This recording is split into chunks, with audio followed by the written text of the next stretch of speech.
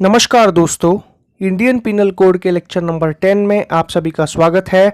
आज के लेक्चर में हम लोग आईपीसी का सेक्शन नंबर 37 एंड आईपीसी का सेक्शन नंबर 38 कवर करेंगे, जो बताता है cooperation by doing one of several acts constituting an offence. And section number 38 कहता है persons concern in a criminal act can be guilty of different offences. Last lecture में मैंने आपको कहा था कि अगर एक इंसान द्वारा कोई गैर कानूनी काम किया जाए या फिर अपनी लीगल ड्यूटी की ब्रीच की जाए या फिर दोनों की जाए और इससे अगर कोई क्राइम कमिट होता है तो उस क्राइम की जिम्मेदारी भी वही इंसान लेगा और इंडियन पिनल कोड के सेक्शन नंबर 36 द्वारा उस इंसान को चार्ज किया जाएगा।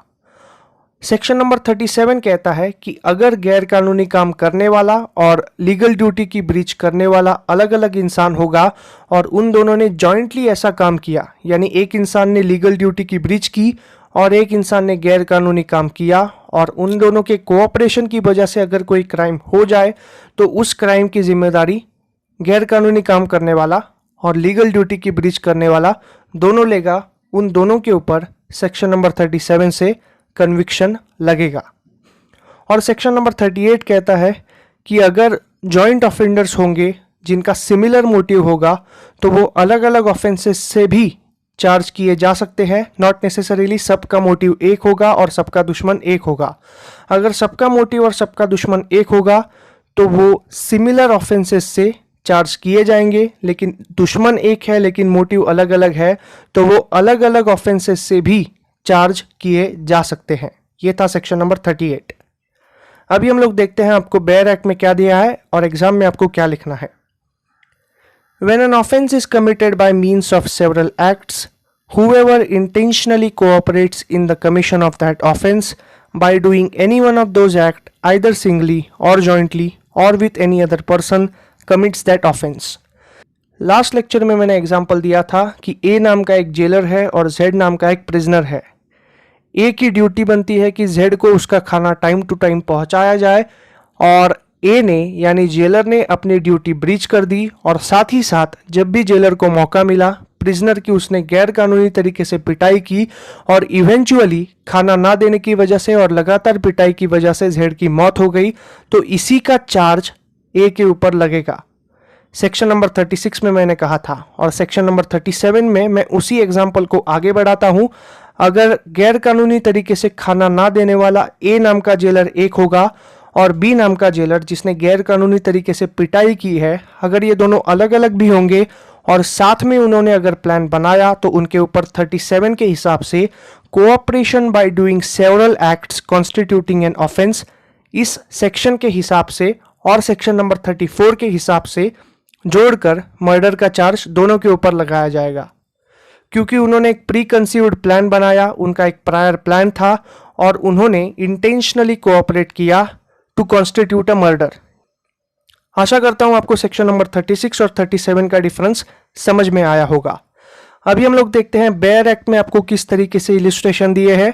बेयर एक्ट का सबसे पहला इलस्ट्रेशन है A and B agree to murder Z by severally and at different times giving him small doses of poison. A और बी इन दोनों ने आपस में एक प्लान बनाया कि हम लोग पॉइजन देंगे छोटी छोटी मात्रा में और जेड का मर्डर करेंगे। A and B administered the poison according to the agreement and with intent to murder Z. Z dies from the effect of several doses of poison so administered to him. Here A and B intentionally cooperate in the commission of murder, and as each of them does an act by which the death is caused, they are both guilty of the one offense, though their acts are separate. इसका मतलब है A और B ने अपने अपने हिसाब से अलग अलग जगह पर छोटे छोटे पॉइजन्स के डोसेस इंटेंशनली कोऑपरेट करके दिए हैं। दोनों का प्रायर प्लान भी था और अलग अलग जगह पर उसे पॉइजन दिया, यानी ए ने एक जगह पर दिया और बी ने एक जगह पर दिया और इन दोनों के जॉइंट डोसेस की वजह से जेड की मौत हो गई और इसीलिए ए और बी इनके ऊपर कलेक्टिव चार्ज लगेगा according to section 37 and section 34 and section 302 of murder even though their acts are separate. अभी हम लोग दूसरा इलस्ट्रेशन देखते हैं। A and B are joint jailers and as such they have a charge of Z, a prisoner, alternatively for 6 hours at a time. A and B, intending to cause Z's death, knowingly cooperate in causing that effect by illegally omitting each time during the time of his attendance to furnish Z with food supplied to them for that purpose. Z dies of hunger. Both A and B are guilty of murder of Z. यहाँ पर कहा है A और B ये दोनों joint jailers है. ए के पास 6 घंटे के लिए जेड का चार्ज है, बी के पास दूसरे 6 घंटे के लिए जेड का चार्ज है, और वो दोनों इंटेंशनली कोऑपरेट करते हैं कि जब भी कैदियों की गिनती की जाए ताकि उन्हें खाना परोसा जा सके, जेड को हम लोग उस गिनती से गायब करेंगे ताकि एक आदमी का खाना कम पहुंचे. और इसी वजह से वो लोग जॉइंटली कोऑपरेट करते हैं ताकि जेड को बिल्कुल भी खाना ना मिले, और लगातार खाना ना मिलने की वजह से जेड की मौत हो जाती है. यहाँ पर ए और बी इन दोनों ने जॉइंटली प्लान बनाया था और उस प्लान के अकॉर्डिंग काम किया था, और इसीलिए उनके ऊपर सेक्शन नंबर 34 और सेक्शन नंबर 37 साथ ही साथ जेड का मर्डर हुआ है, और इसीलिए सेक्शन नंबर 302 भी लगेगा. ये कहता है सेक्शन नंबर 37. तीसरा इलुस्ट्रेशन है A, a jailer has the charge of Z, a prisoner. A, intending to cause जेड्स death, illegally omits to supply Z with food, in consequences of which Z is reduced in strength, but the starvation is not sufficient to cause his death. A is dismissed from his office and B succeed to him. B, without collusion or cooperation with A, illegally omits to supply Z with food, knowing that he is likely thereby to cause Z's death. Z dies of hunger. B is guilty of murder, and as A did not cooperate with B, A is only guilty of an attempt to commit murder.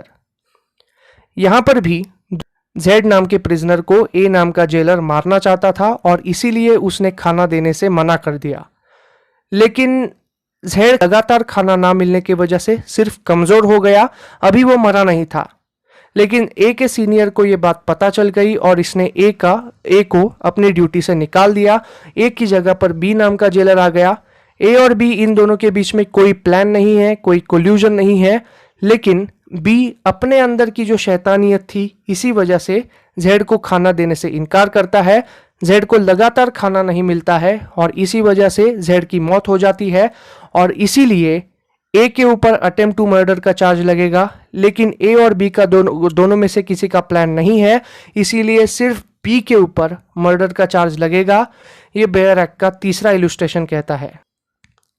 अभी हम लोग आगे बढ़ते हैं. Section number 38, persons concern in a criminal act can be guilty of different offences.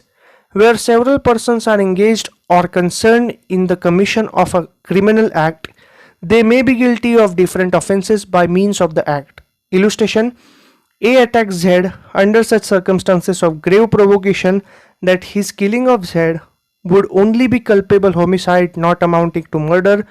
B, having an ill will towards Z and intending to kill him and not having been subject of provocation, assist A in killing Z.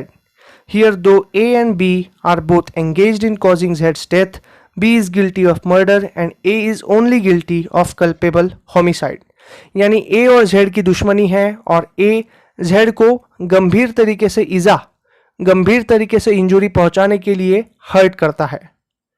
लेकिन B की भी Z से दुश्मनी है, लेकिन B अपने हाथ गंदे नहीं करना चाहता और इसीलिए A को वो प्रोवोक करता है ताकि A उसे मार डाले. लेकिन B के बीच में और A के बीच में कोई प्रायर प्लानिंग नहीं हुआ है, लेकिन बी प्रोवोकेशन करता है. उसी ग्रेव एंड सडन प्रोवोकेशन की वजह से ए जेड की हत्या कर देता है. यहां पर ए का इंटेंशन खाली जेड को गंभीर तरीके से इंजोर करने का था, यानी culpable homicide not amounting to murder करने का था.